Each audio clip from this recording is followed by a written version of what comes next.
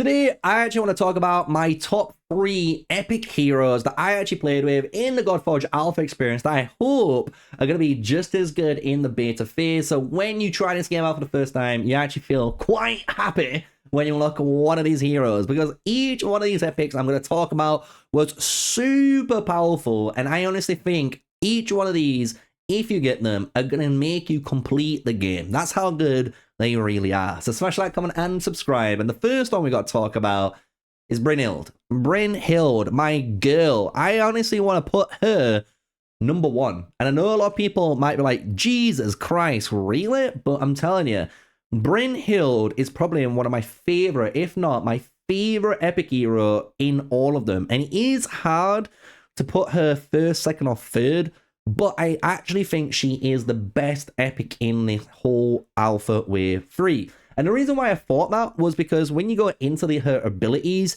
she just offers a bunch of different utility that you didn't think you need until you had it. The fact that her E1 applies an attack down 2 for 2 turns is super relevant against the Golden Guardian, Fafnir, and just general waves against stuff like Pangu or Zeus that can do obscene amounts of damage against your team.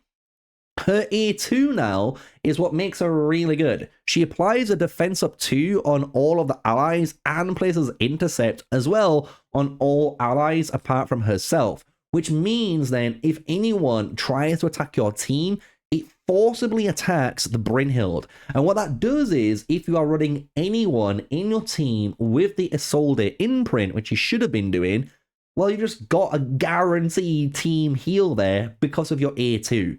So she was already fantastic with those 2 abilities. And then to finish it off, her ultimate ability allowed you to put Radiance 2, which reduces and reflects 20% of the damage back out at enemies. And when you awaken 3 Brynhild, you're able to get a 250% defense shield on her once she's bucked up as well with her abilities. At base, this is a 200% defense shield without any bucks to increase her actual skill and things. But Jesus Christ, that is insane. We place Radiance 2, we place shields, we place defense down, we place intercept, we place attack down 2.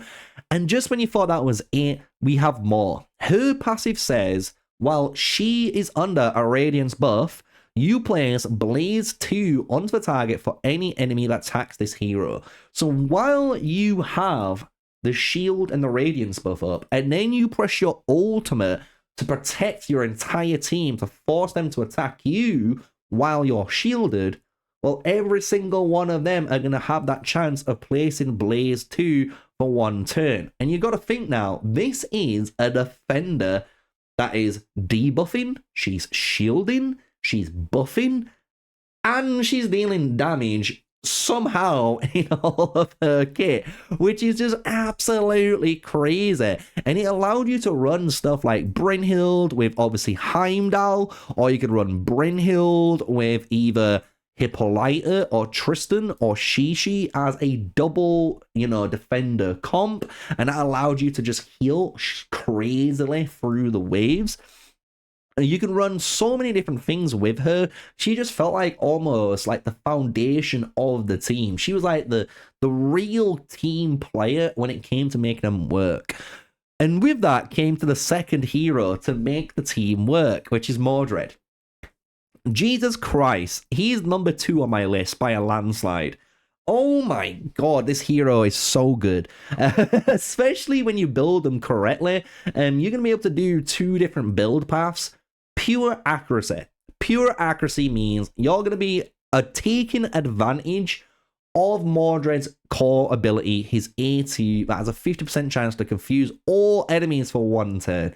It is a very powerful ability. It allows you, as I called it, to skip a turn.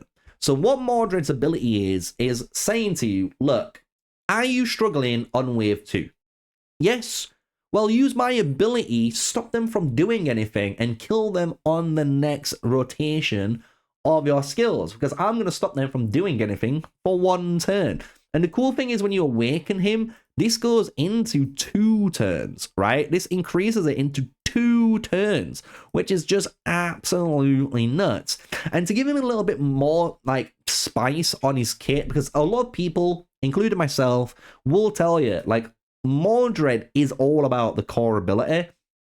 The cool thing about him though is he does have the option to place Corrupt, which means if you place Corrupt on the target, you steal any of the buffs from them, right? So Corrupt says the hero placed Corrupt will steal any buff placed on the debuffed enemy. So if I Corrupt an Anubis and then let's say an Isis tries to mend him, well, I get the mend, not you. I get it. And I like that. It's another good way for Mordred to control the wave indirectly without actually disabling them. He's actually stealing a lot of the buffs for himself and making him super powerful. And the thing is, it does work out because his ultimate, if they're confused or if the target is under Corrupt, you're either increasing your damage by 50% or you're decreasing their divinity and the turn meter by 10%, which is just, again, kind of lit. And again, this increases the duration of any confuse or corrupt on allies by 1 turn. So I really like this hero. Easily top 2 epics in my team. I know if you watch my live streams that I did on the final push, without Mordred and Scaddy, for example, I was not able to complete the 150 waves because the thing is, you need someone at like floor 142, 143, I think 147 and 148 as well, where you need control because you just simply can't nuke through, especially for your first rodeo. Once you get some good gear, once you farm that good weapons and stuff, yeah, you can probably do that. But when you're trying to push through for the very first time, you need as many of these skills as you can. And he was one of them.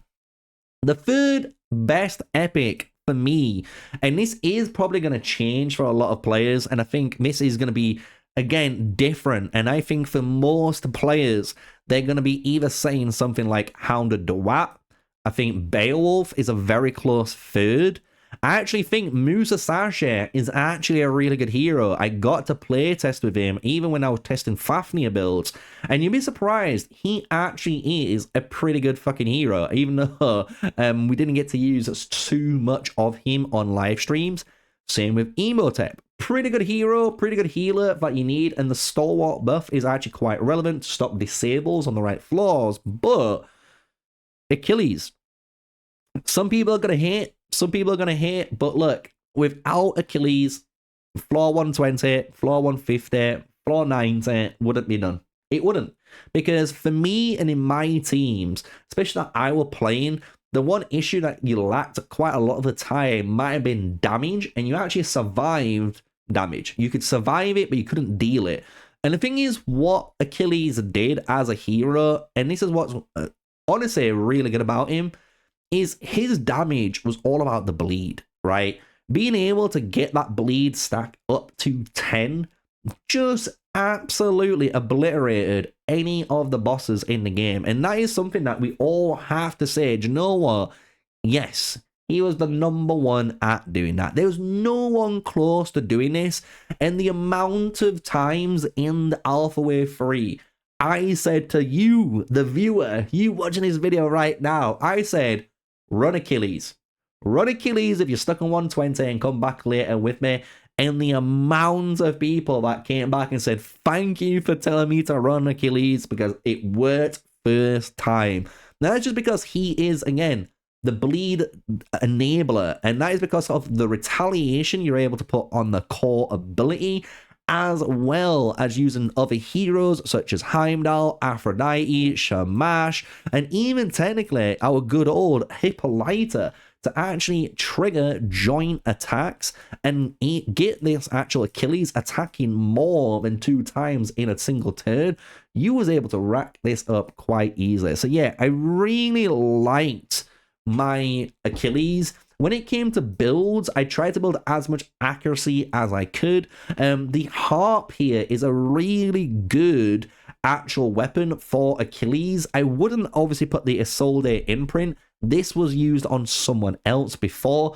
But if you're looking for an imprint option, I would suggest Bork. 25% to counterattack, really good one to put on him. It allowed him to just do bunches of damage.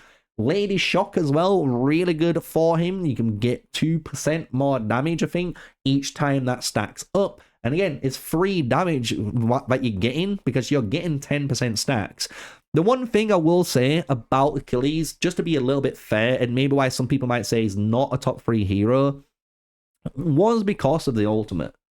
And I know Brad, in one of my other videos, as you guys might have checked out, has said that they're going to be looking at heroes like Achilles as a good example, where removing all these bleed stacks just didn't feel good, and the reward that you got just didn't pay off soon enough, so it just didn't feel like it was good.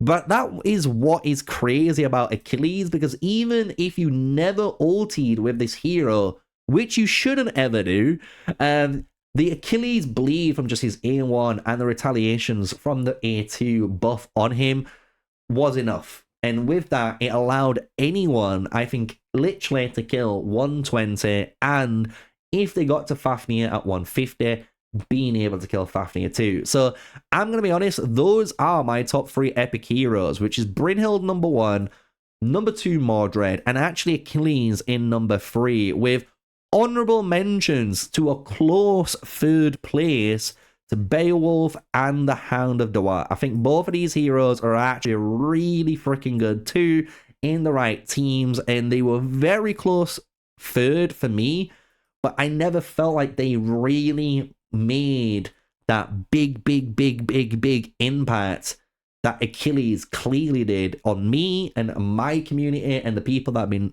you know, following my advice while playing Godforge. So those are all 3 heroes. Let me know your top 3 epic heroes that you played with in the alpha wave 3 experience. I would love to hear it, and what you're looking forward to in beta. Are we going to get some new heroes? Are we going to get the same heroes? I don't know, but I am looking forward to it if we get the same ones again, just to play with some more of these heroes. So if you enjoyed it, smash like, comment, and subscribe. And until the next video, stay safe, stay sneaky. Peace out.